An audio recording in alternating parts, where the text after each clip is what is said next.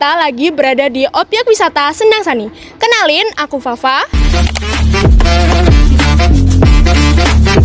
Aku Lintang. Aku Pilvano. Aku Deca. Aku Keiza. Kira-kira ada yang tahu nggak kita mau ngapain di sini? Ngapain tuh? Kita mau mengekspor objek wisata Sendang Sani. Mau tahu keseruannya? Saksikan terus ya. Jadi kita udah di depan Sendang Saninya. Langsung aja kita masuk yuk.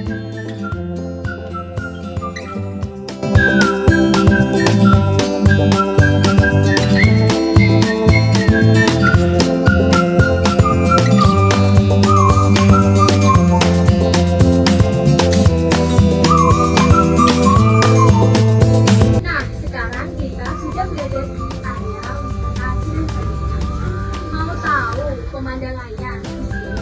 Yuk, ikutin aku.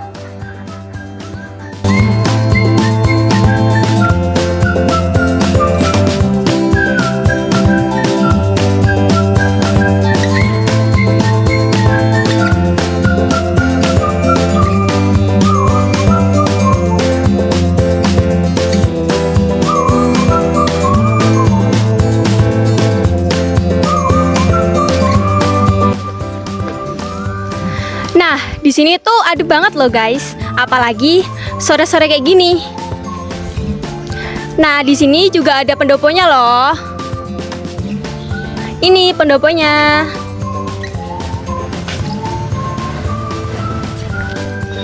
Mau tahu asal-usul Sendang Sani lebih lanjut? Yuk kita tanyain juru kuncinya. Halo semuanya, jadi di sini kami sudah bersama juru kuncinya objek wisata Sendang Sani. Nah, sebelumnya kita kan belum tahu nih siapa nama bapaknya. Siapa nama bapaknya? Ya, assalamualaikum warahmatullahi wabarakatuh. Saya selaku juru kunci di Sendang Sani ini, dan saya bernama Mbah Sukar. Dan saya sedikit akan menceritakan tentang terjadinya Sendang Sani, yaitu buat anak-anak sekolah dari SMA 1. Ya kan, kita mau cerita pendek aja. Dan kita awalnya itu sejarahnya dari kisah seorang sunan, yaitu Sunan Bonang bersama dua muridnya. Kanjeng Sunan Bonang itu mempunyai tujuan perjalanan ke Murya waktu itu, dengan tujuan syiar agama Islam. Dan dia berangkat dari Bonang itu sekitar setelah sholat subuh. Dia berjalan kaki bersama dua muridnya, dan sampai di sini kebetulan tepat siang hari, tepat pukul 12, dan akan menunaikan ibadah sholat zuhur. Dia berhenti di sini dan menyuruh dua muridnya itu mencari air untuk wudhu. Tapi sang muridnya mencari air sana kemari, waktu itu nggak ada air. Lalu Kanjeng Sunan Bonang memutuskan, kalau nggak ada air ya gini aja, saya ini punya tongkat, nanti kalau Tuhan merindoi, tongkat ini tancapkan di sekitar sini aja, dan nanti kalau bisa keluar airnya bisa untuk wudhu.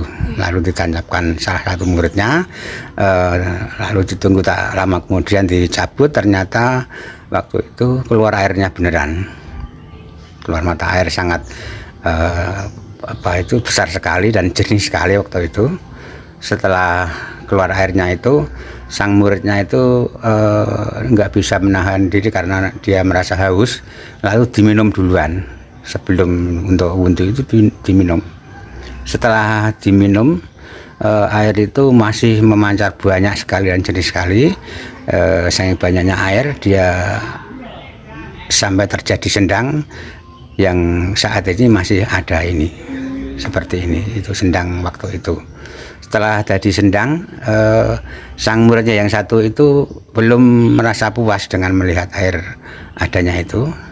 Lalu dia memberanikan diri menyebur dalam sendang itu. Dia berenang sana kemari menikmati keadaan itu. Lalu Kanjeng Sunan Bonang menjumpai di sini, menyatakan sudah ada air apa belum. Ternyata malah sudah ada sendang sebesar ini, dan muridnya yang satu itu ada di dalam air itu. Dan Kanjeng Sunan Bonang bersabda,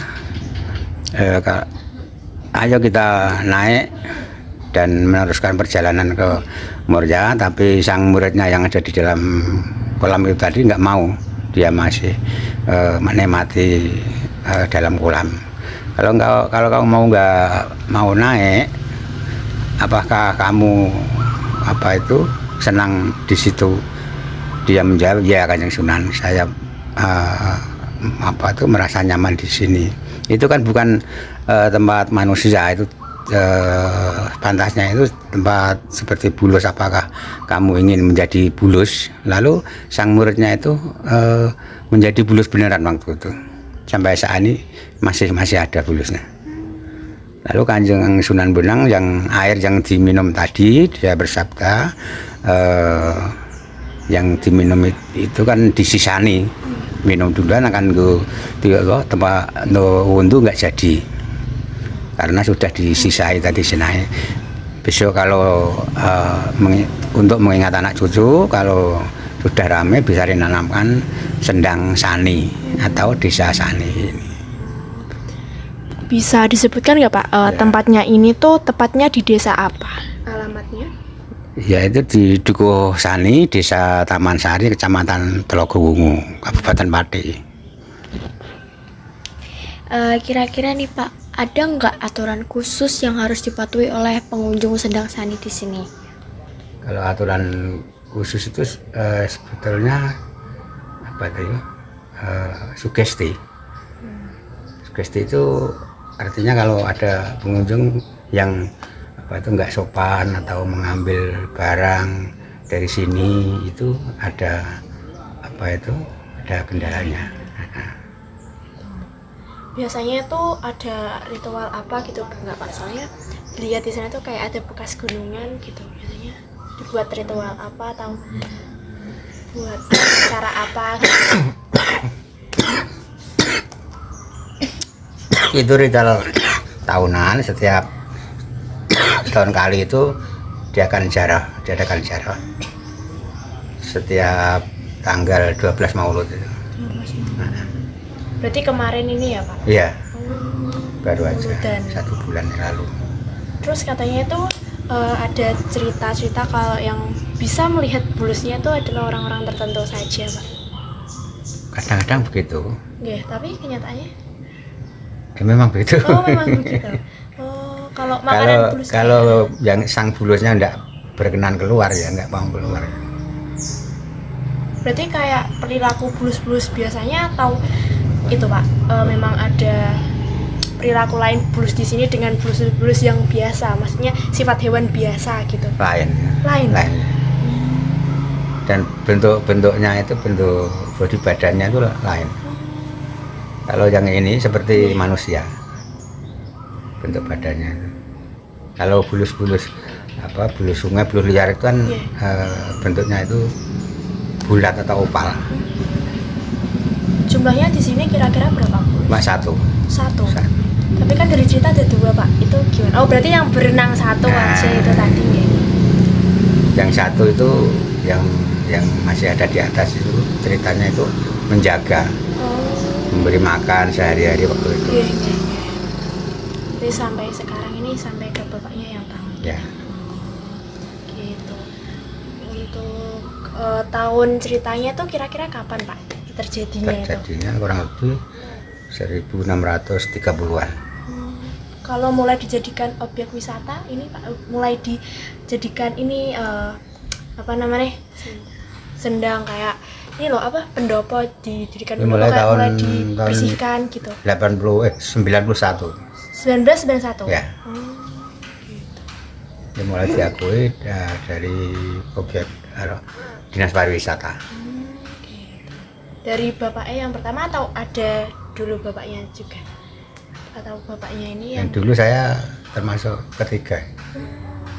Dari dinas kebudayaan atau wisata.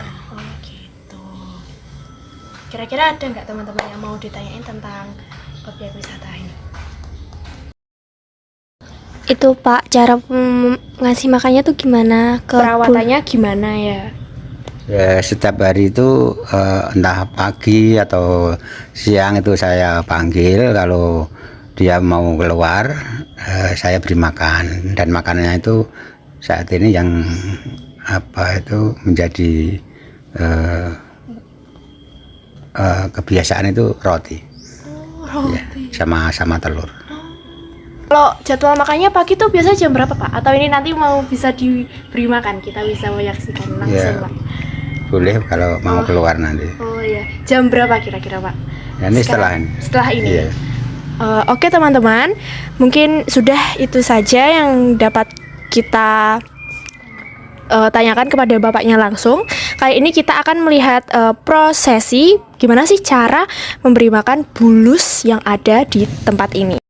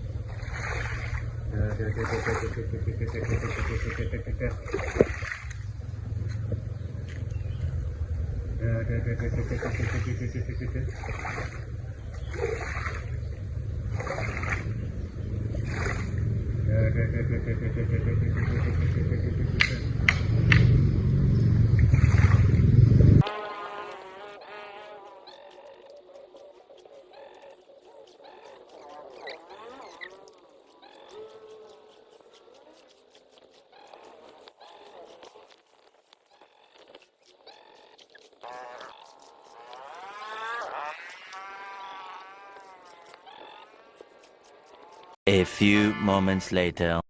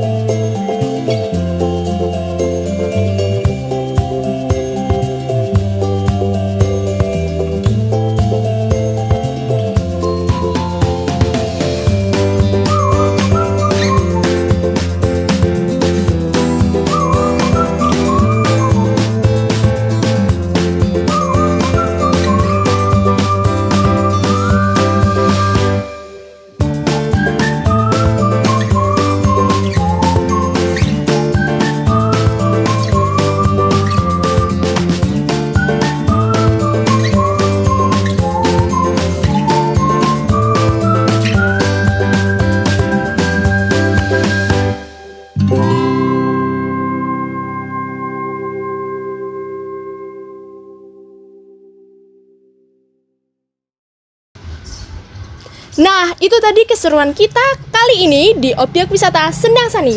Semoga video ini bermanfaat buat kita semua dan kalian yang sudah menyaksikan.